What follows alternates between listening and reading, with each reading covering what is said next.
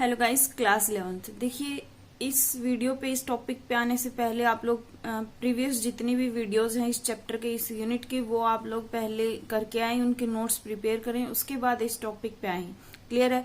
तो यहाँ से आज हम स्टार्ट करने जा रहे हैं रिसोल्यूशन ऑफ ए वेक्टर, और इसके अंदर हम दो टॉपिक क्लियर करेंगे रिसोल्यूशन ऑफ ए वेक्टर के। एक है हमारे पास प्लेन के अंदर बात करेंगे हम रेक्टेंगुलर कंपोनेंट को किसमें प्लेन के अंदर कैसे ड्राइव करते हैं, और दूसरा हम बात करेंगे 3D के अंदर। क्लियर है? तो सबसे पहले देखते हैं रिसोल्यूशन ऑफ ए वेक्टर क्या है। It is a process of splitting a single vector into different vectors, यानी कि रिजोल्व करना एक तरह से किसी वेक्टर का। इसका मीनिंग यही है कि इसको हम, ये प्रोसेस एक ऐसा है जिसको हम क्या करते हैं, एक सिंगल वेक्टर को स्प्लिट करते हैं, तोड़ते हैं किसमें, डिफरेंट वेक्टर्स के अंदर, which produces same effect as produced by individual vector together। और वो वही इफेक्ट शो करता है क्या, सेम इफेक्ट जो कि इंडिविजुअल वेक्टर्स टुगेदर, जो कि अकेले जो वेक्टर्स हैं वो आपस में इफेक्ट शो करते हैं, वही क्या करता है, स्प्लिट होने के बाद सेम इफेक्ट प्रोड्यूस करता है। क्लियर है? जैसे मान लेते हैं हमारे पास क्या है, ये ए वेक्टर है, क्लियर, ये बी वेक्टर है, तो ओ पी क्या है हमारे पास, ए वेक्टर, पी क्यू क्या है हमारे पास, बी वेक्टर। और इसका रिजल्टेंट कहां से जाएगा, फर्स्ट वाला जो वेक्टर है हमारा उसके टेल से, और सेकंड वाला जो वेक्टर है उसके हेड के साथ अटैच होगा, वो क्या आएगा हमारे पास, रिजल्टेंट वेक्टर, यानी कि ओ क्यू क्या है हमारे पास, रिजल्टेंट वेक्टर। तो यहां से हम क्या बोल सकते हैं, ओ क्यू वेक्टर इक्वल क्या है, OP vector plus P Q vector. Clear है? यहां से तो ओ क्यू क्या है हमारे पास, आर, रिजल्टेंट वेक्टर लिख दिया हमने क्या, रिजल्टेंट वेक्टर इक्वल ओपी कितना है, ए वेक्टर, और पी क्यू कितना है, बी वेक्टर। तो जो हमारे पास रिजल्टेंट वेक्टर था उसको हमने स्प्लिट किया किसमें, ए और बी में, तो ये क्या आ गया हमारे पास, कंपोनेंट वेक्टर्स। क्लियर है?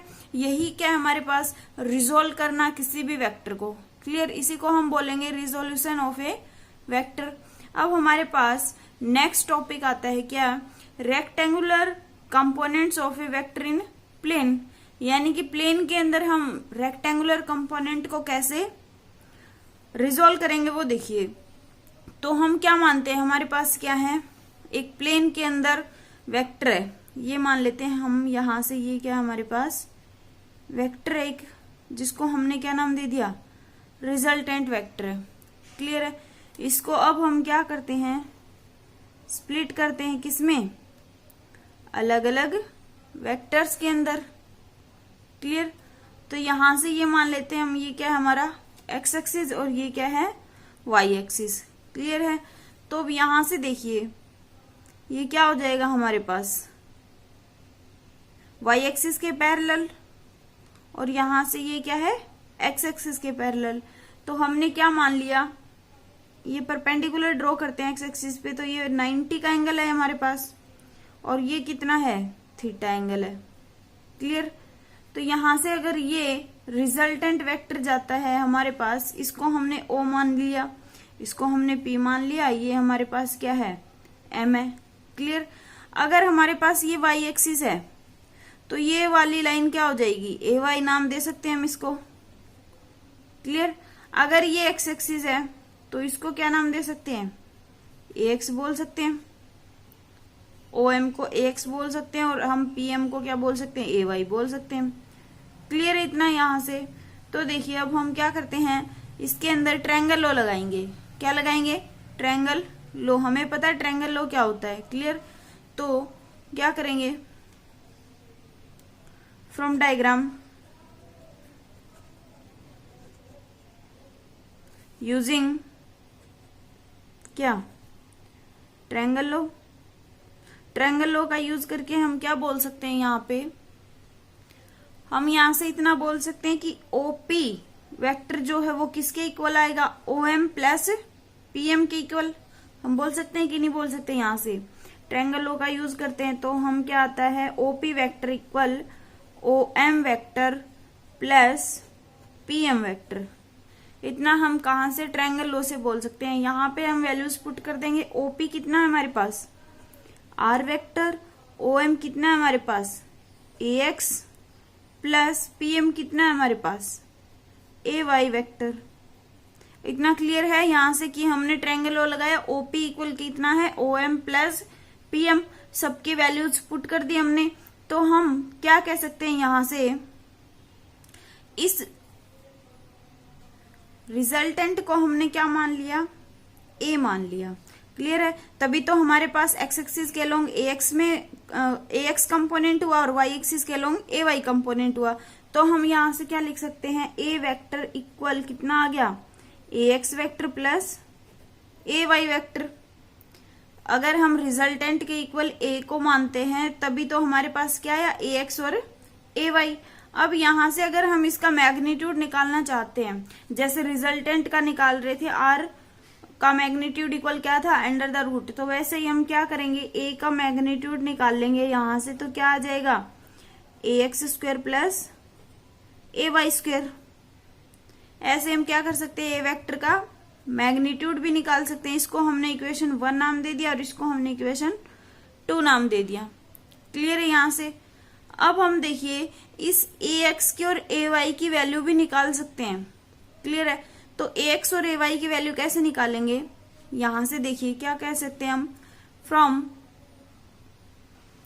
राइट एंगल ट्रायंगल, यानी कि in right angle triangle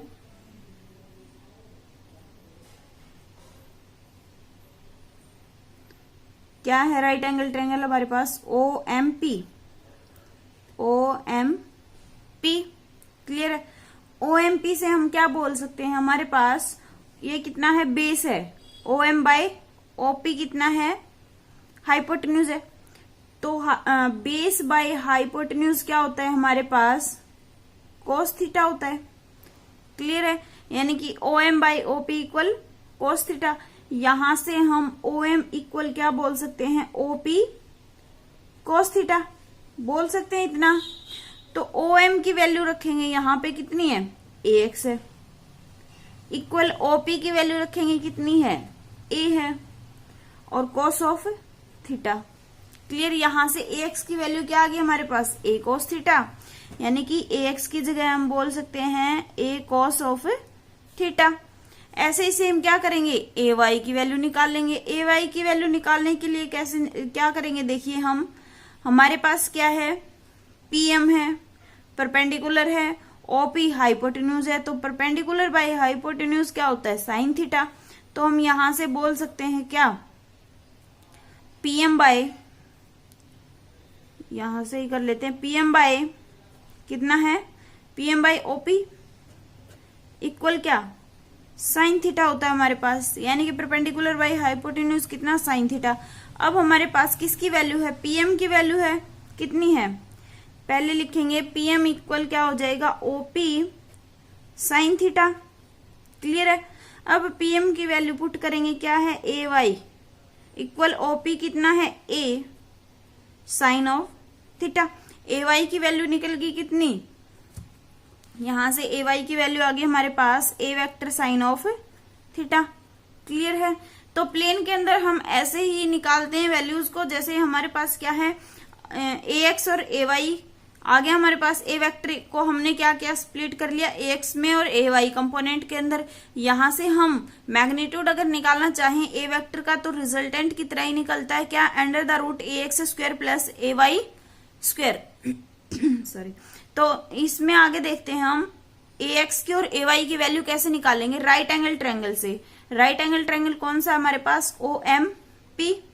clear, यहां से हमने क्या किया, ए एक्स की वैल्यू निकाल ली और ए वाई की वैल्यू निकाल ली।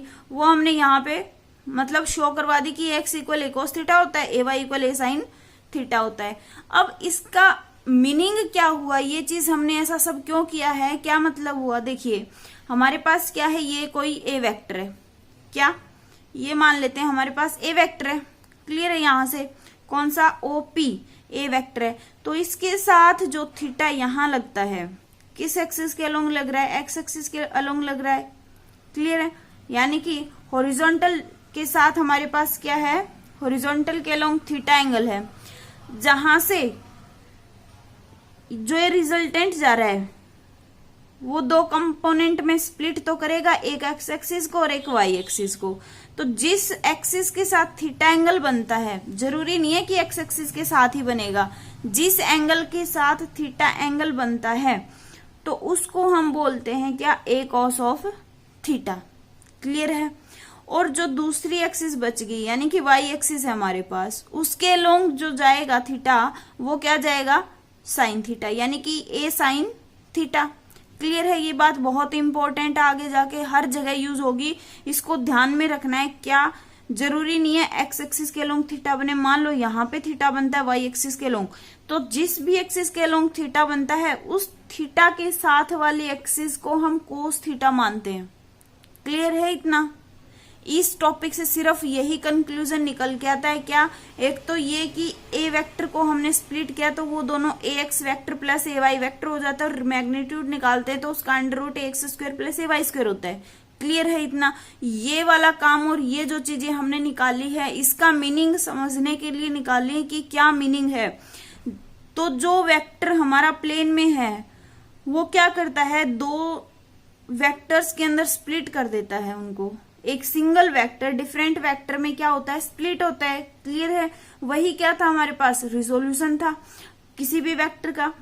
तो जिसके साथ थीटा एंगल बनता है उसको हम कोस थीटा लेते हैं। मान लो हमारे पास यहाँ पे थीटा एंगल बन रहा है एक्स एक्सिस के लोंग, तो एक्स एक्सिस के लोंग हम क्या ले लेंगे, A X equal A cos of theta.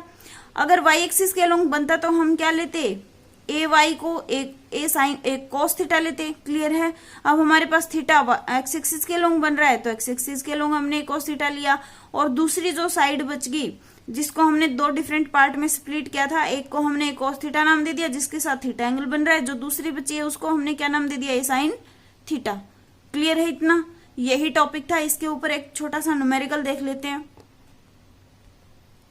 देखिए क्वेश्चन क्या कहता है हमारे पास, A mass of 2 kg lies on a plane making an angle 30 degree. हमारे पास क्या है, 2 kg का मास है और किस पे, एक प्लेन पे लाई करता है जो कि 30 डिग्री एंगल बना रहा है। किस डायरेक्शन में, हॉरिजॉन्टल के साथ। Resolve its weight along and perpendicular to the plane. इसके वेट को हमने रिजोल्व करना है किसके साथ, प्लेन के साथ, और दूसरा इसके परपेंडिकुलर में। और हम अज्यूम करेंगे क्या, g इक्वल 10 मीटर पर सेकेंड स्क्वायर इसकी वैल्यू लें। क्लियर है। तो हमारे पास ये मान लेते हैं ए बी सी पॉइंट ले लिया हमने, क्या ले लिया, ये एक हॉरिजॉन्टल डायरेक्शन ले ली। यहाँ पे हमारा वेट है। क्लियर है। क्या बना रहा है, मेकिंग एन एंगल, यहाँ पे लिखा है हमने मास ऑफ 2 kg, ये 2 kg का वेट है, क्या कर रहा है, एक एंगल बना रहा है 30 डिग्री। 30 डिग्री के साथ यहाँ पे है ये वेट। क्लियर है। हॉरिजॉन्टल डायरेक्शन में। तो इसको हम रिजोल्व करेंगे, एक तो किसके साथ, प्लेन के साथ ही, दूसरा किसके साथ, इसके परपेंडिकुलर। इसके परपेंडिकुलर यही होगा। और यहां से हमें क्या पता है कि ये पता है, यहां से अगर 2 kg वेट है तो इधर नीचे की तरफ क्या होगा, mg होगा। क्लियर है। तो इसके साथ क्या बनाता है, ये थीटा एंगल बनाता है। क्लियर है। तो यहां से अगर ये थीटा एंगल बनाता है तो हमने बात की है बहुत इंपॉर्टेंट, कौन सी, जिसके साथ थीटा एंगल बनाता है उसको हम क्या लेते हैं, कोस ऑफ थीटा। तो ये क्या आ जाएगा, mg कोस थीटा, और यहां इसके प्लेन में क्या हो जाएगा, mg साइन थीटा। क्लियर है। जिसके साथ थीटा एंगल बनता है उसको हम कोस थीटा लेते हैं, और दूसरा कौन सा है हमारे पास, साइन थीटा। क्लियर। यहां से दोनों पूछे इसने, किसकी वैल्यू, परपेंडिकुलर की भी और प्लेन की भी। तो सबसे पहले बात करते हैं, जो कंपोनेंट हमने क्या किया है, प्लेन के साथ किया है उसको देखेंगे, उसका वेट कैसे निकलेगा। The component of weight along the plane। Plane के साथ जो कंपोनेंट है, प्लेन के साथ कौन सा है, mg साइन थीटा। ये लिखेंगे हम mg sine of theta. m की वैल्यू कितनी गिवन है, 2 गिवन है। यहाँ पे ये दे रखा है हमारे पास। मास कितना है, m equal 2 kg, theta equal 30 degree, और g की वैल्यू गिवन है 10 मीटर पर सेकेंड स्क्वायर। तो यहाँ पे तीनों वैल्यूज पुट कर देंगे। m की वैल्यू कितनी, 2, g की वैल्यू कितनी है, 10 है, इंटू साइन थीटा की वैल्यू 30 है। यहां से कितना हो जाएगा, 2 इंटू 10 इंटू साइन 30 की वैल्यू कितनी होती है, साइन 30 1/2, यानी कि 2 से 2 कैंसिल हो जाएगा और हमारे पास क्या वैल्यू आ जाएगी, 10। और फोर्स है, फोर्स निकालने तो न्यूटन। क्लियर है इसकी वैल्यू।